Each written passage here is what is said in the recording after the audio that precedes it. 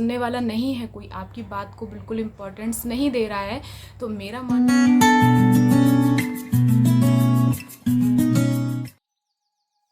Hello everyone, कैसे हो आप लोग। आई होप आप लोग बहुत अच्छे होंगे और मैं भी हूँ अच्छी। तो यहाँ पर सुबह सुबह हमने अमेज़ॉन फ्रेश से सामान शाम को ही ऑर्डर कर दिया था। तो ये हमारा खाने वाला जो भी सामान है वो सारा कुछ ख़त्म हो गया था। आलू और टमाटर था, ये सारी चीज़ें, मसाले, सारा कुछ ख़त्म हो चुका था। तो यहाँ पर ये देखिए, ये मैं आलू जो मंगाए हुए थे, तो सोचा चलो आलू की ही रेसिपी बना के आप लोगों के साथ शेयर कर दी जाए। और यहाँ पर इन लोगों का खाने का भी यही मन था, मतलब चंदा का और कविता का खाने का भी आलू की सब्ज़ी खाने का मन था। तो मैं बनाने जा रही हूँ आलू की एक अच्छी जीरा वाले आलू मतलब बनाने जा रही हूँ। एक अच्छी रेसिपी बनाऊँगी आज मैं। तो यहाँ पर आलू जो भी हैं, जितने आपको यूज़ में लेना है उतने आलू ले लीजिए और इस तरीके से पतले पतले छोटे छोटे पीस कट कर लीजिए।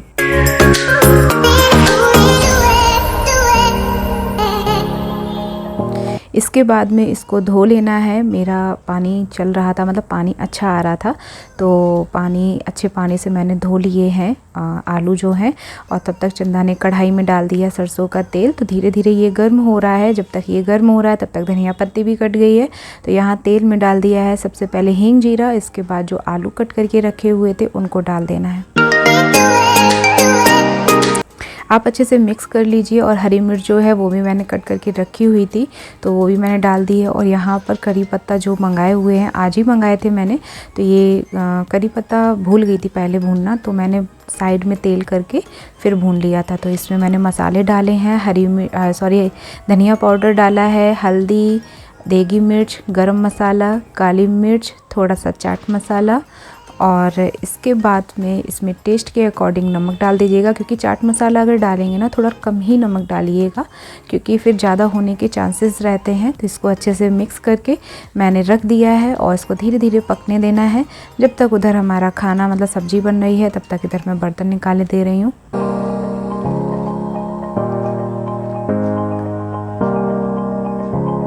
इसी तरीके से ढक ढक के इसको पकाना है। 4 से 5 बार मैंने इसको पकाया था इस तरीके से। थोड़ा सा इसमें ये देख रहे हो ना, आलू जो है थोड़ा क्रंची पन आ जाएगा, तो बस समझ लीजिए कि हमारे आलू जो हैं बनकर हो गए हैं रेडी।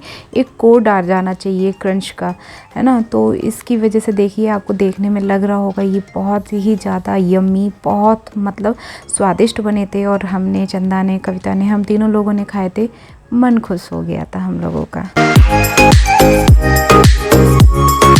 तो अब मैं रोटी की तैयारी करने जा रही हूँ। तो मैंने आप लोगों के साथ ये सारी चीज़ें मतलब शेयर नहीं की हैं। और मैं बहुत दिनों से चंदा से बोल रही थी, चंदा मेरे लिए नींबू ग्लिसरीन ला दो। स्किन जो है वो बहुत ज़्यादा फट रही है क्योंकि हवा चल रही है। और आप कहेंगे इस टाइम पे भी आपको ज़रूरत होती है। हाँ, मुझे इस टाइम पर भी ज़रूरत होती है इसकी। और मुझे बॉडी लोशन से कुछ भी नहीं होता है। बॉडी लोशन से मुझे दिक्कत और होती है, ऊपर ऊपर बना रहता है, अंदर ऑब्जर्व नहीं होता है। और जब अंदर ऑब्जर्व नहीं होता है ना, तो मेरी स्किन मतलब फटी फटी अंदर फील होती है, हाथ पर बहुत फटते हैं। तो यहाँ पर मैंने नींबू थे, 3 नींबू थे मेरे पास, तो तीनों नींबुओं का जूस निकाल लिया मैंने। ग्लिसरीन डाल दी, थोड़ा गुलाब जल डाल के, फिर इस तरीके से मैंने बहुत बार आप लोगों को आप लोगों के साथ में ये बहुत बार मैंने शेयर किया हुआ है। तो बस मैं चेक कर रही थी कि ठीक बनी या नहीं, क्योंकि गर्मियों में थोड़ी सी वैसी सही रहती है, थोड़ी सी मतलब कम गाड़ी। और सर्दियां जब होती हैं तो थोड़ी गाड़ी चल भी जाती है। तो यहाँ पर ये आए हुए थे हमारे अमेज़ॉन फ्रेश से, मंगाए थे चंदा ने आम, पके हुए आम मंगाए थे। तो यहाँ पर मैं धीरे धीरे सामान भी लगाती जा रही हूँ।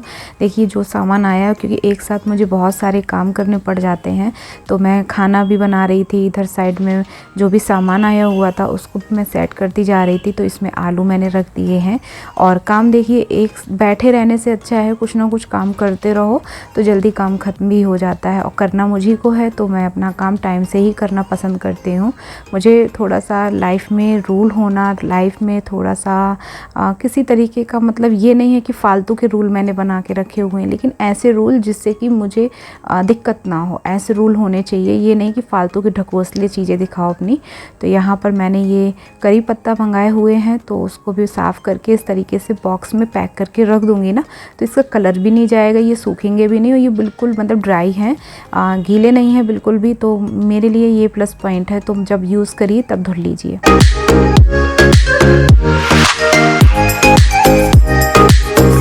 इसी तरीके से ये धनिया भी मैंने मंगाए हुए थे। आपको मैं बता दूं, करी लीव्स जो है वो 16 रुपए की आई हुई थी, करीब 300 ग्राम थी, और ये भी 300 ग्राम ही हैं करीब, और 300 ग्राम से ज़्यादा ही थे, और बहुत सही रेट में 20 रुपए के धनिया मिल गए थे यार। आजकल कहीं नहीं मिलते हैं, तो मैंने सोचा चलो इसी से ही। देखिए 4-5 रुपये बाहर से कम ही का मिलता है जो भी सामान मिलता है। और यहाँ पर ये लौकी भी मंगाई हुई थी, तो लौकी भी मैंने रख दी है। सारा धीरे धीरे मतलब सब्जी वब्जी वगैरह जो भी है साफ़ करके फ्रिज में रख दीजिए ना, तो आपको जब बनानी हो तब निकालिए और बना लीजिए। अब मैं किचन में आ गई हूँ, तो किचन का जो भी सामान है वो अब निकाले दे रही हूँ। हमारी चाय की पत्ती जो थी वो ख़त्म हो गई थी, तो ये भी हमने मंगाई हुई थी, तो इसको भी मैंने भर के रख दिया है। और कचरा वाला आने वाला भी है, तो जो भी कचरे वाली चीज़ें होंगी ना, जो भी मतलब एक्स्ट्रा फालतू का मतलब पन्नी पॉलीथीन वगैरह जो भी कुछ है, डिब्बा डिब्बी जो भी कुछ होगा वो मैं लूँगी और फेंक दूँगी जाके। तो यहाँ पर ये मेरे चावल रखे हुए, बहुत टाइम से मेरे चावल रखे, क्योंकि हम लोग ये वाला चावल जो है रोज़ में यूज़ नहीं करते हैं, क्योंकि ये वाले चावल हम लोगों को थोड़े कम भी अच्छे लगते हैं। हम लोगों को अच्छे लगते हैं जो थोड़े मिल जाते हैं ना चावल, वो। तो यहाँ पर मैंने काली मिर्च भी कर ली थी, और इसके बाद ये झोले खाली हो गए थे। जो फालतू की चीज़ थी उसको हटा दिया है, और झोला था उसको मैंने सही जगह पर सेट कर दिया है।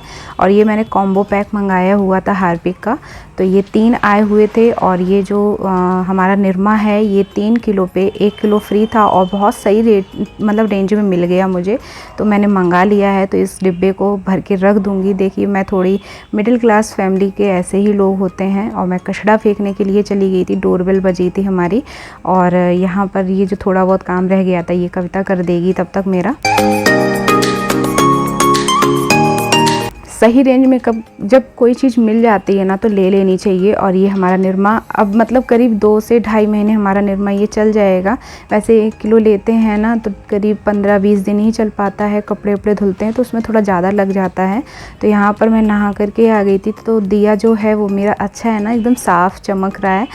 किस दिन बताऊंगी मैं कैसे साफ़ करती हूँ इसको। और मेरा ये देखिए कटोरी है, कटोरी में पानी हमेशा भर के रखती हूँ। दिया जला लेते हैं और कर लेते हैं पूजा, और माता सभी के जीवन में बहुत सारी खुशियाँ लेकर के आए। मैंने पूजा कर ली है और आप लोगों को दिखाती हूँ कि मैं पूजा कर चुकी हूँ। दर्शन कर लीजिए आप भी।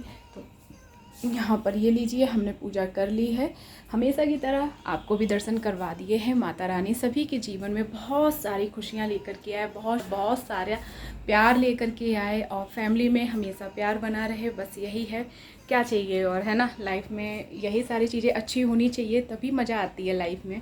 और आई होप आप लोगों को आज का जो ब्लॉग है, मैं बैठ जा रही हूँ, तो आई होप आप लोगों को आज का जो ब्लॉग है वो अच्छा लगा होगा। अगर अच्छा लगा हो तो आप लोगों को पता है चैनल को like, subscribe, bell icon press करना है, जिससे कि सारी नोटिफिकेशन आप तक आसानी से पहुँचते रहेंगे।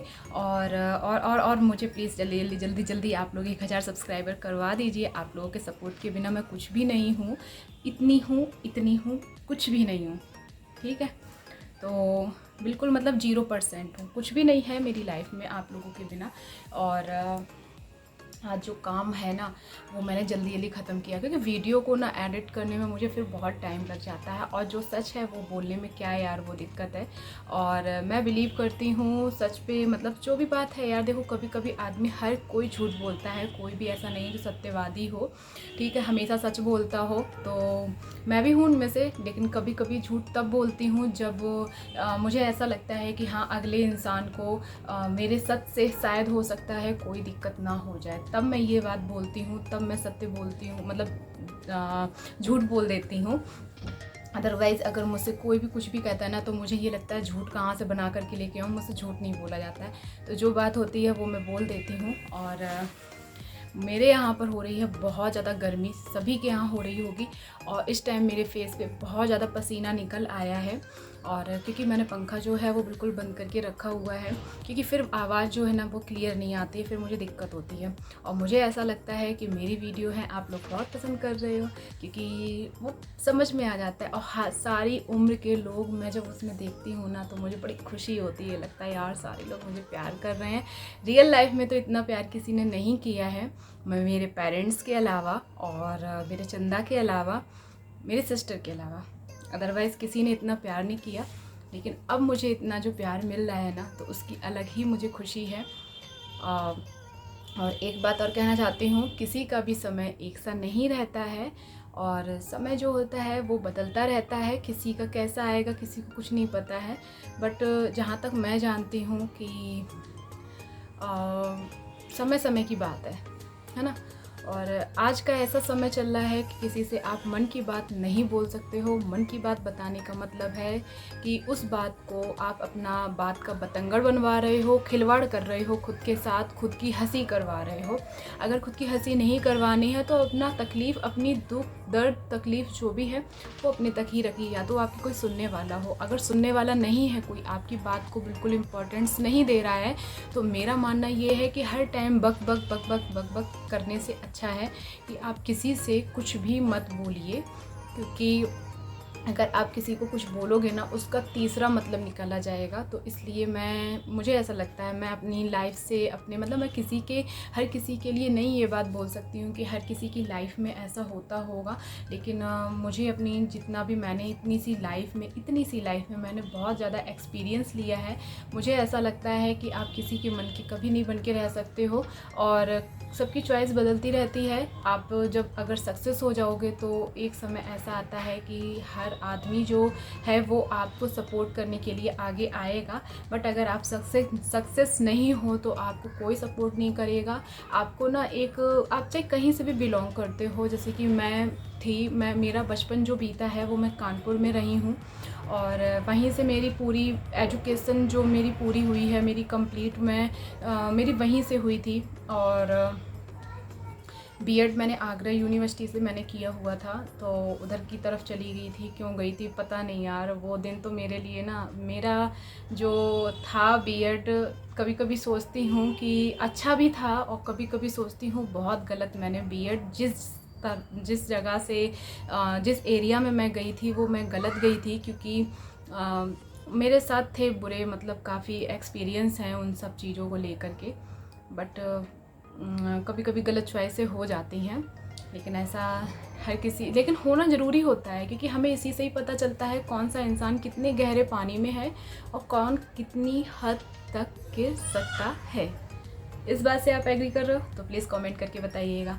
तो हर चीज़ से हमें सीखने को मिलता है। सारा जो कुछ भी हमारी लाइफ में होता है सब कुछ हमें सीखने को तभी मिलेगा, ऐसे नहीं मिलता है हमें। तो मैंने बहुत कुछ सीखा अपनी लाइफ से, बहुत ज़्यादा नहीं, बहुत कुछ सीखा है।